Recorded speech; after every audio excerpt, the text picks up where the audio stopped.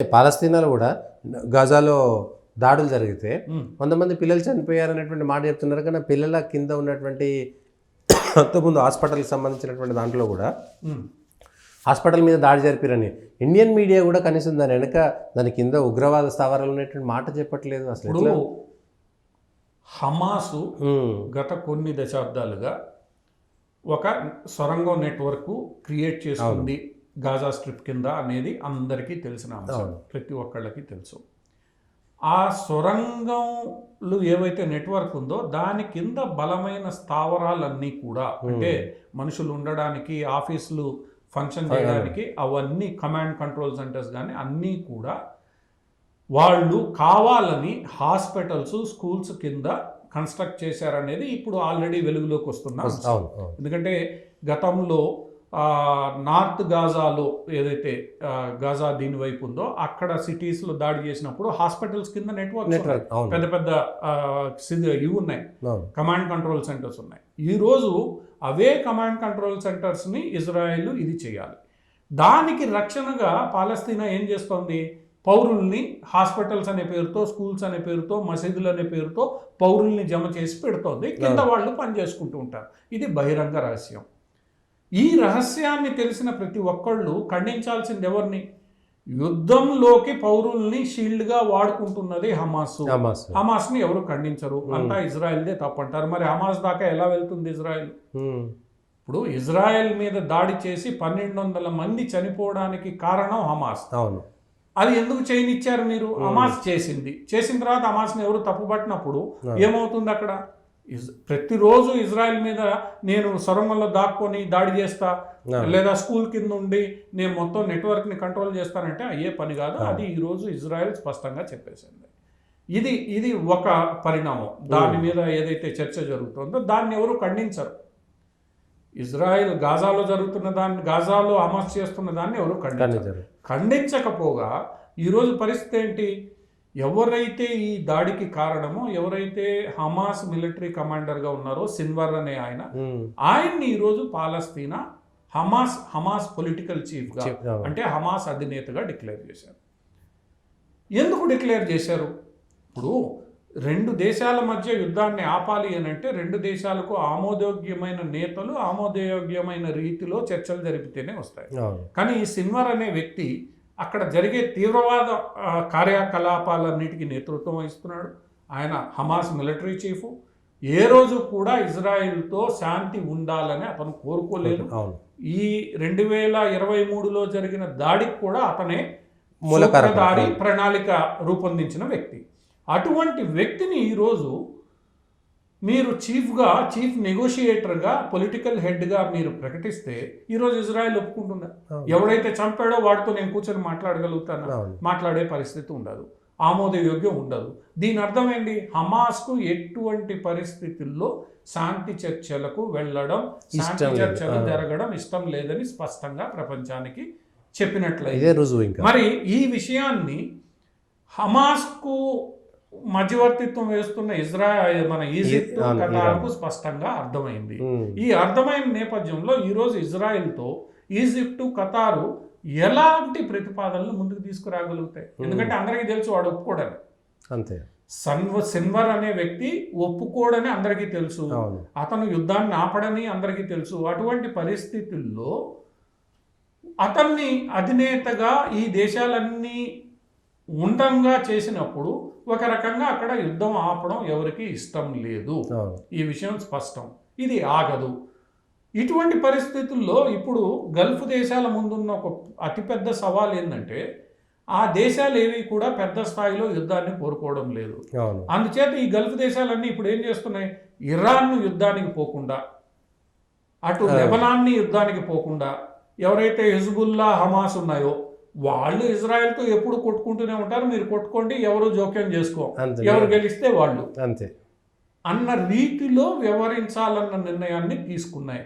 మొన్న సౌదీ అరేబియాలో జరిగిన సమావేశంలో కూడా దీన్ని ఫుల్ బ్లోన్ వారుగా చెయ్యకూడదు, కానీ ఇజ్రాయెల్ చేసిన పనిని ఖండించాలి అన్న నిర్ణయం తీసుకున్నారు తప్ప ఇజ్రాయెల్కి వ్యతిరేకంగా ఇది ఫుల్ బ్లోన్ వారుగా వెళ్ళకూడదనేది వీళ్ళు. అంటే ఇక్కడ హమాస్ తీసుకున్న నిర్ణయం హమాస్ తప్పనిసరి ఈరోజు సిన్వర్ని తప్పనిసరి పెట్టిందా? ఎందుకంటే సిన్వరు ఈరోజు మిగతా దేనిని యాక్సెప్ట్ చేసే పరిస్థితుల్లో లేడు. సో ఇప్పుడు మొత్తం బాధ్యత మిగతా వాళ్ళ మాట వినని వ్యక్తిని అతని మీదే బాధ్యత పెట్టారు. ఈరోజు నువ్వు వినాలి, నువ్వు వినకపోతే ఏం జరుగుతుందో అందరికీ తెలుసు. ఎందుకంటే అందరి మాట అతను వినడని తెలుసు. ఇప్పుడు అతను చర్చలకి రావాలి అని అంటే గాజాను వదిలి బయటికి రావాలి. గాజాను వదిలి ఆయన బయటికి రావాలి. బయటకు వచ్చే పరిస్థితి లేదు. ఎందుకంటే ప్రపంచవ్యాప్తంగా చాలా దేశాలు అతన్ని గ్లోబల్ టెర్రరిస్ట్గా డిక్లేర్ చేశాయి. అమెరికా కూడా చాలా అసంతృప్తి వ్యక్తం చేసింది. సో ఇక్కడ ఏంటంటే ఒక నెట్వర్క్ ఏదైతే ఇరాన్ దాన్ని ఏమంటున్నారంటే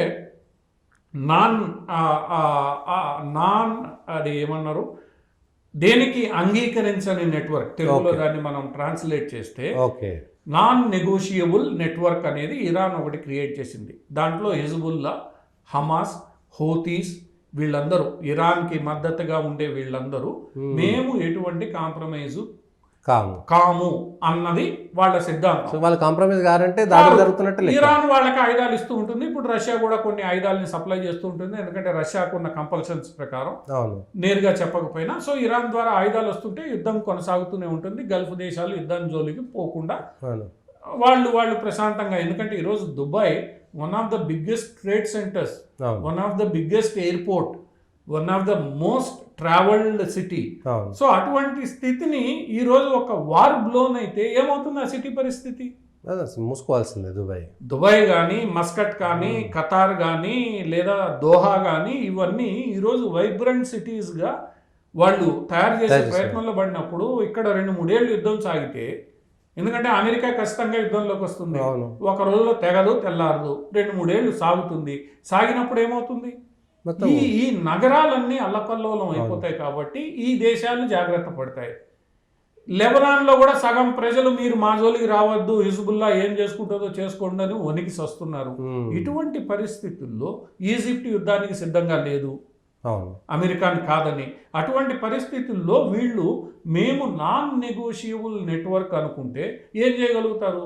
ప్రత్యక్ష యుద్ధం చేస్తారా, లేదా ప్రత్యక్ష యుద్ధం అని బెదిరిస్తూ కాలం గడుపుతారా, లేదా పరోక్షంగా హమాస్కి, హిజ్బుల్లాకి మద్దతు ఇచ్చి ఇజ్రాయెల్ మీద రోజు దాడులు చేస్తారు. దానికి ఇజ్రాయెల్ ఎప్పుడూ సిద్ధమే.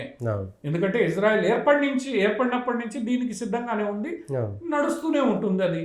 సో దీనివల్ల కలిగే లాభం ఎవరికి? హమాస్కి ఏమైనా లాభం కలుగుతుంది? ఈరోజు 300 మంది ఇజ్రాయెల్ స్కూల్ మీద, మళ్ళీ రేపు ఇంకో స్కూల్ మీద వేస్తుంది.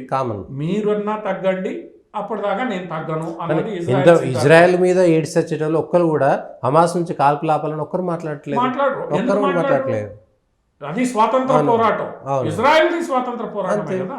ఎవరైనా చర్చల ద్వారా మీరు పరిష్కరించుకున్నారు కూడా. 2 స్టేట్ థియరీ ఏదైతే యాసర్ అరాఫత్ కాలంలో నిర్ణయించబడిందో, 2 రాష్ట్రాలు, 2 దేశాల పాలన మీరు చేసుకోండి. ఆ రోజు ఏమైంది? మీలో మీరు కొట్టుకుని విడిపోయారు.